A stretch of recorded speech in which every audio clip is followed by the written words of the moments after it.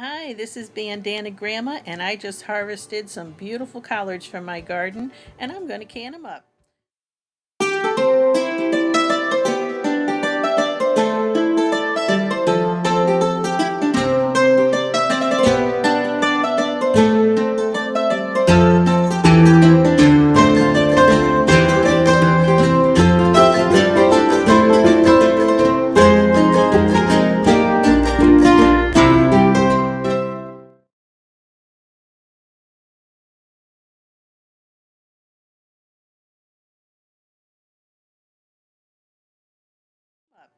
The first thing I do is wash all these lovely collards to get any dirt or sand off them. I'm organic in my garden, so I'm not worried about pesticides. I've washed my jars and inspected them for nicks and cracks, and I've washed all my utensils I'm going to use while canning. Now, to prepare my collards, I like to take that center stem out because it's so thick that it doesn't cook as quickly as the leaves do. It's good to eat, but it's good to cook that separately so you can heat it up more than the collards. Now, as you see here, I'm just folding over the leaf and giving them a tug, and that pretty much takes the center stem out. You can also just use a knife. That makes it very easy, just to slice right down the side of the stem and pull it out. Sometimes when you pull it, the whole thing doesn't come, and oops, look, there's still some there. Just go back and give it another tug, and you're all set to go.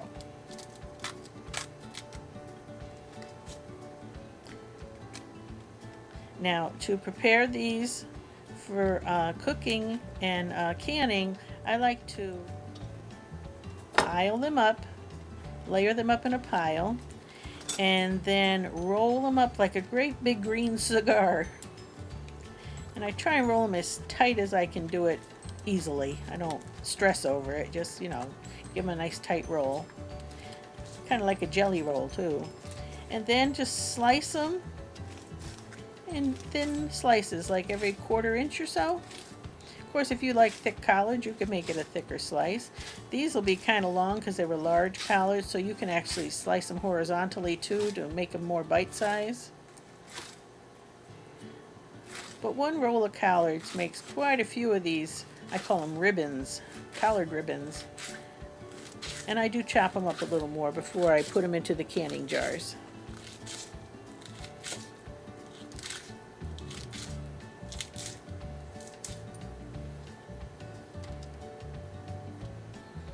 There we go, collard ribbons. Now, of course, you can also just slice them up with a knife, and they'll make nice little ribbons that way too.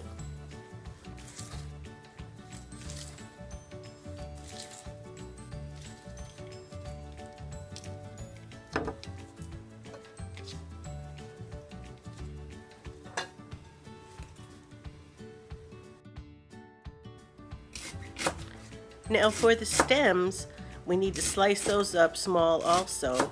They do well if they're cooked ahead of the leaves because they are thicker and they take a little more time.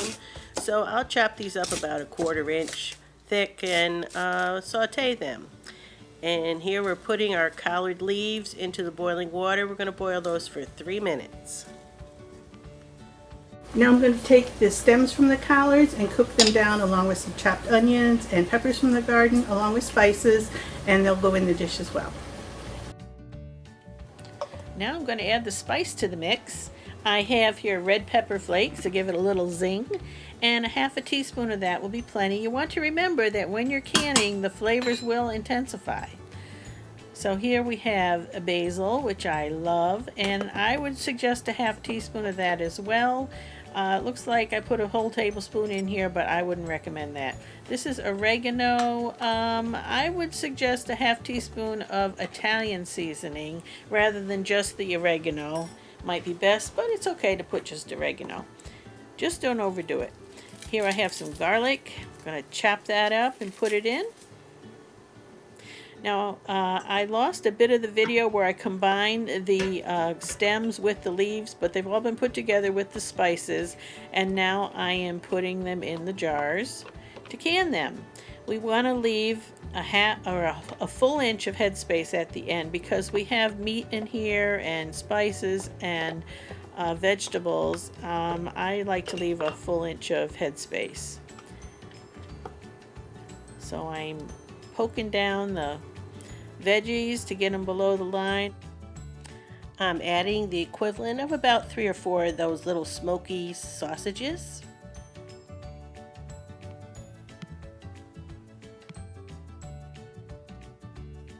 And I'm using my little rubber spatula to debubble, that is to move the food around so any air bubbles that's caught in there come out.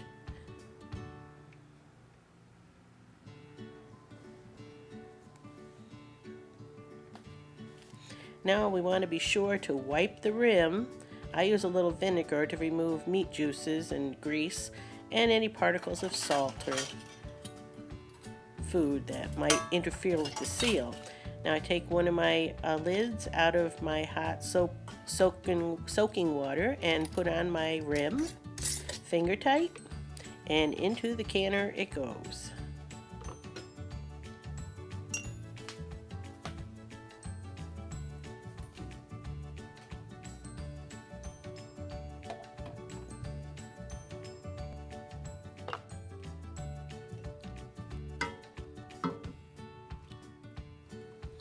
So I'll just continue filling my jars, and when we're done, we'll process them.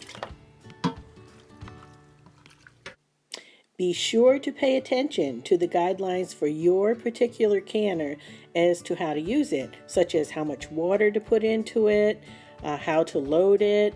You want to be aware of your altitudes because that makes a difference in how long you pressure can any particular item for, and also the type of meat or vegetable you are canning also dictates how long you pressure can it for and at what pressure. So be sure to read, understand, and follow all the guidelines of your pressure canner and for the USDA guidelines in your area for your altitudes.